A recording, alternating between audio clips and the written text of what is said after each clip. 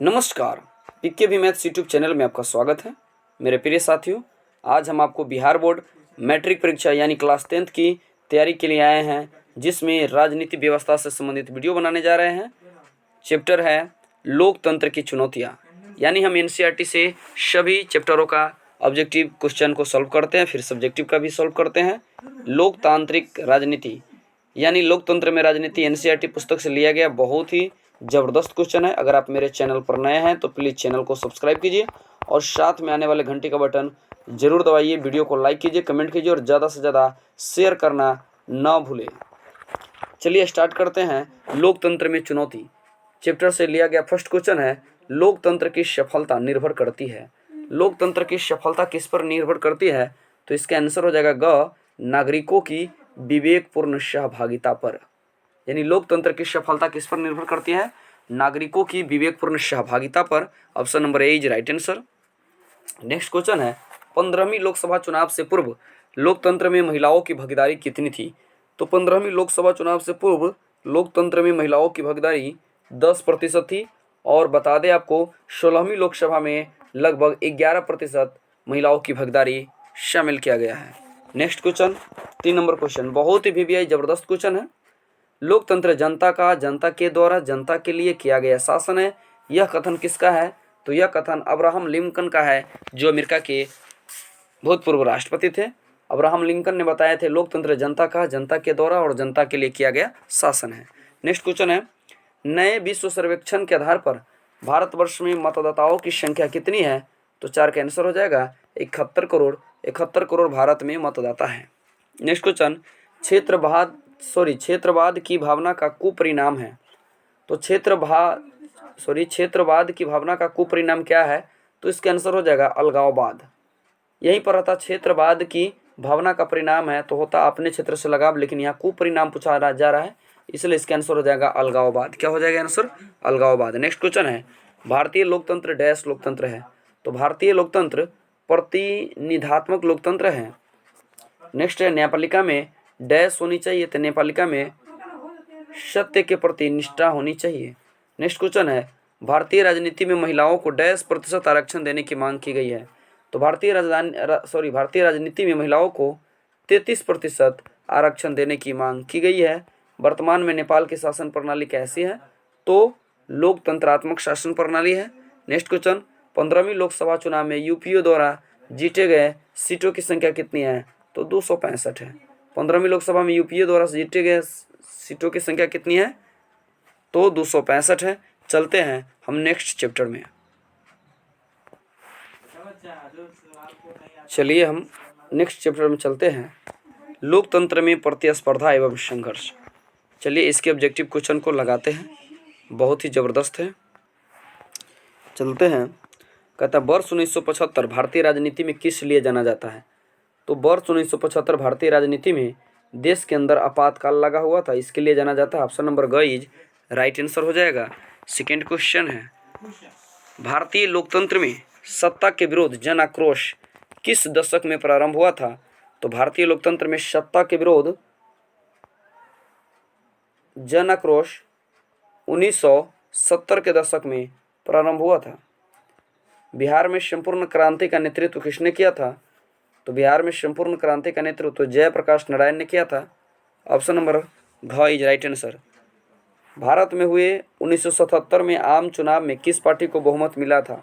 तो जनता पार्टी को बहुमत मिला था। ऑप्शन नंबर ख इज राइट आंसर। चिपको आंदोलन निम्नलिखित में से किससे संबंधित नहीं है? तो कांग्रेस पार्टी के विरोध से। ऑप्शन नंबर घ is right answer. Dalit panthers के कार्यक्रम में निम्नलिखित में से कौन संबंधित नहीं है? तो इसका आंसर हो जाएगा दलित सेना का गठन। निम्नलिखित में से कौन भारतीय किसान यूनियन के प्रमुख नेता थे? तो भारतीय किसान यूनियन के प्रमुख नेता महेंद्र सिंह टिकैत थे। 8 नंबर, तारी विरोधी आंदोलन। तारी विरोधी आंदोलन किस प्रांत में शुरू किया गया था? तो आंध्र प्रदेश में शुरू किया गया था।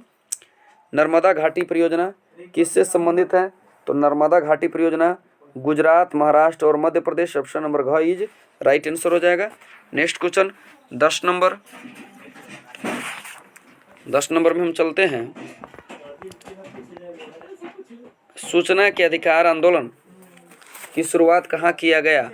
तो सूचना के अधिकार आंदोलन का शुरुआत राजस्थान से किया गया है। और कानून कब बना गया? तो कानून 2005 में बना। सूचना के अधिकार कानून कब बना? तो 2005 में। नेपाल में सप्तदलीय गठबंधन का मुख्य उद्देश्य क्या है? तो इसका आंसर हो जाएगा ख नंबर, लोकतंत्र की स्थापना करना। बोलीविया में जन संघर्ष का मुख्य कारण क्या है? बोलीविया में जन संघर्ष का मुख्य कारण पानी की कीमत में वृद्धि है। नेक्स्ट क्वेश्चन, श्रीलंका कब आज़ाद हुआ था? तो श्रीलंका 1948 में आज़ाद हुआ था। Option number B is right answer. राजनीतिक दल का आशय है व्यक्तियों के समूह से। राजनीतिक दल का आशय क्या है? व्यक्तियों के समूह से। नेक्स्ट क्वेश्चन है, निम्नलिखित में से कौन सा प्रमुख उद्देश्य प्राय सभी राजनीतिक दलों का होता है? तो सत्ता प्राप्त करना। ऑप्शन नंबर क इज राइट आंसर।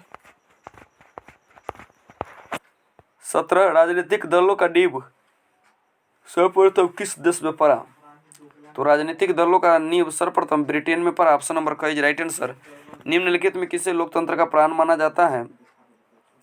तो लोकतंत्र का प्राण किसको माना जाता है मेरे मित्र? तो लोकतंत्र के प्राण राजनीतिक दल को माना जाता है। ऑप्शन नंबर घ इज राइट आंसर। निम्नलिखित में से कौन सा कार्य राजनीतिक दल नहीं करता है? तो 19 का आंसर हो जाएगा अफसरों की बहाली से संबंधित कार्य। ऑप्शन नंबर घ इज राइट आंसर। निम्नलिखित में से कौन सा विचार लोकतांत्रिक राजनीतिक दलों से मेल नहीं खाता है? तो ग आंसर हो जाएगा देश के विकास के लिए सरकारी नीतियों में राजनीतिक दल बाधा उत्पन्न करते हैं, वो नहीं होगा। नेक्स्ट क्वेश्चन, किस देश में बहुदलीय व्यवस्था नहीं है? तो ब्रिटेन में बहुदलीय व्यवस्था नहीं है। ऑप्शन नंबर घ इज राइट आंसर। गठबंधन की सरकार बनाने की संभावना किस प्रकार की दलीय व्यवस्था में होती है? तो 22 का आंसर हो जाएगा बहुदलीय व्यवस्था, यानी गठबंधन की सरकार बहुदलीय व्यवस्था में बनाने की आवश्यकता होती है। नेक्स्ट क्वेश्चन है, किसी भी देश में राजनीतिक स्थायित्व के लिए निम्नलिखित में से क्या आवश्यक नहीं है? तो सरकार द्वारा विरोधी दलों को नजरबंद करना। ऑप्शन नंबर घ इज राइट आंसर। निम्नलिखित में से कौन सा चुनौती राजनीतिक दलों की नहीं है? तो राजनीतिक दलों का चुनौती कौन नहीं है? विपरीत सिद्धांत रखने वाले राजनीतिक दलों से गठबंधन करना। ऑप्शन नंबर घ इज राइट आंसर। 25 में दल बदल कानून निम्नलिखित में से किस पर लागू नहीं होता है? तो सांसद और विधायक पर दल बदल कानून लागू होता है। दल बदल कानून किस पर लागू होता है? तो सांसद और विधायक पर लागू होता है, राष्ट्रपति उपराष्ट्रपति पर लागू नहीं होता है। राजनीतिक दलों को मान्यता और उनका चिन्ह कौन प्रदान करता है? तो राजनीतिक दलों को मान्यता निर्वाचन आयोग के द्वारा दिया जाता है। ऑप्शन नंबर ग इज राइट आंसर। निम्नलिखित में कौन राष्ट्रीय दल है? तो 27 का आंसर हो जाएगा लोक जनशक्ति पार्टी। कौन सा राष्ट्रीय दल नहीं है? तो इसका आंसर हो जाएगा लोक जनशक्ति पार्टी। ऑप्शन नंबर ग इज राइट आंसर। यह राष्ट्रीय राजनीतिक दल नहीं है। जनता दल यूनाइटेड पार्टी का गठन कब हुआ? तो जनता दल यूनाइटेड पार्टी का गठन 1999 में किया गया है। ऑप्शन नंबर ख इज राइट आंसर। अब है मिलान करने।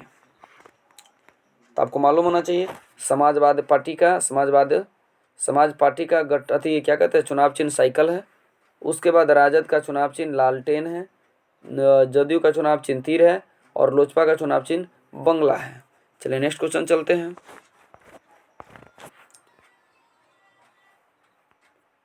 कांग्रेस पार्टी के संगठन को यूपीए कहा जाता है, भारतीय जनता पार्टी के संगठन को एनडीए कहा जाता है और कम्युनिस्ट पार्टी को आपको थर्ड फ्रंट कहा जाता है, जिसको क्षेत्रीय दल भी कह सकते हैं, और झारखंड को क्षेत्रीय पार्टी कहा जाता है। ऑप्शन नंबर घ इज राइट आंसर। तो चलिए नेक्स्ट चैप्टर में हम चलते हैं। अगर आप मेरे चैनल पर नए हैं तो प्लीज़ चैनल को सब्सक्राइब कीजिए।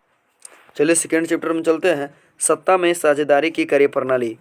तो इसके ऑब्जेक्टिव पर हम डायरेक्ट चलते हैं। अगर आप मेरे चैनल पर नए हैं तो प्लीज़ चैनल को सब्सक्राइब कीजिए और साथ में आने वाले घंटे का बटन जरूर दबाइए ताकि वीडियो का नोटिफिकेशन आपको मिलता रहे। चलिए इस चैप्टर के ऑब्जेक्टिव क्वेश्चन पर हम डायरेक्ट चलते हैं। फर्स्ट क्वेश्चन है, संघ राज्य की विशेषता नहीं है। तो संघ राज्य की विशेषता नहीं है, इसका आंसर हो जाएगा एकहरी शासन व्यवस्था। ऑप्शन नंबर ग इज राइट आंसर।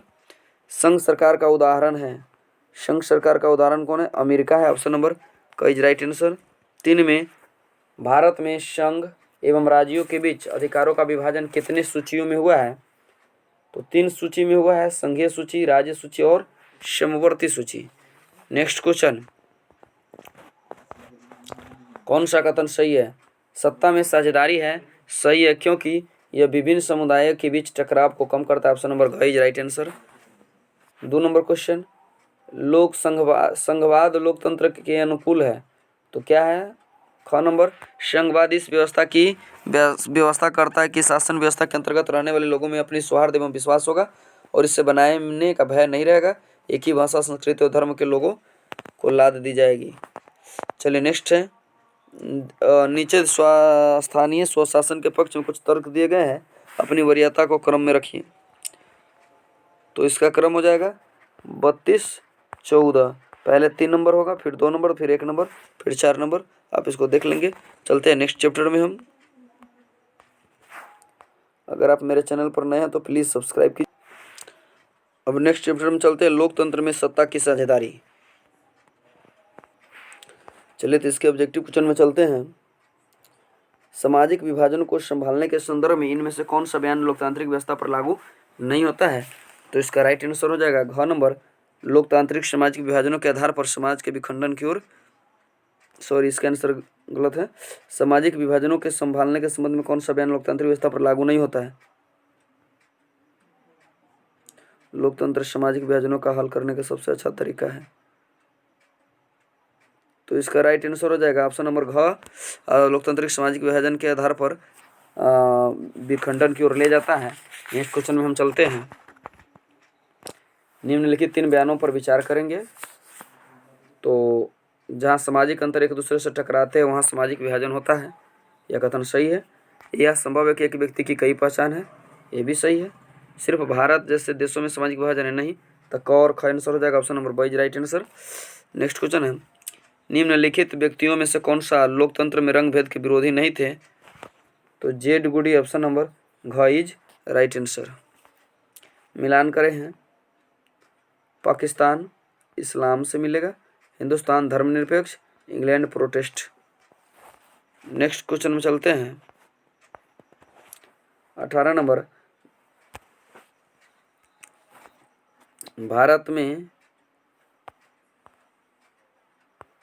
भारत में यहाँ औरतों के लिए आरक्षण की व्यवस्था कहाँ है? तो पंचायती राज व्यवस्था में है, ऑप्शन नंबर घ इज राइट आंसर। 19 में सांप्रदायिक राजनीति के संबंध में कौन सा कथन सत्य है? एक धर्म को दूसरे धर्म से श्रेष्ठ समझना, option number A is right answer. भारतीय संविधान के बारे में कौन सा कथन सही है? तो यहाँ धर्म के आधार पर भेदभाव को मनाही करता है, option number A is right answer. Dash पर आधारित विभाजन सिर्फ भारत में है, तो जाति पर बहुत भी है, जाति पर आधारित विभाजन सिर्फ भारत में है। अब मिलान करना है, अधिकारों एवं अवसरों के मामले में स्त्री और पुरुष की बराबरी मानने वाला व्यक्ति, तो बराबरी मानने वाला व्यक्ति को क्या कहते हैं? नारीवादी कहते हैं, ऑप्शन नंबर ख इज राइट आंसर। फिर है, धर्म के समुदाय को मुख्य मानने वाला व्यक्ति को क्या कहा जाता है? तो धर्म के समुदाय को मुख्य मानने वाला व्यक्ति को सांप्रदायिक, जाति के समुदाय को मुख्य मानने वाले व्यक्ति को जातिवादी और व्यक्तियों के बीच धार्मिक आस्था पर भेदभाव न करने वाला को धर्मनिरपेक्ष कहा जाता है। इस तरह से इस चैप्टर का ऑब्जेक्टिव क्वेश्चन सॉल्व हो गया है। इस तरह से संपूर्ण अर्थव्यवस्था का जो एनसीईआरटी से लिया गया है और सॉल्व किया गया है। इसी तरह सामान्य वीडियो भी आपको लाएंगे, अगर आप चैनल पर बने रहें।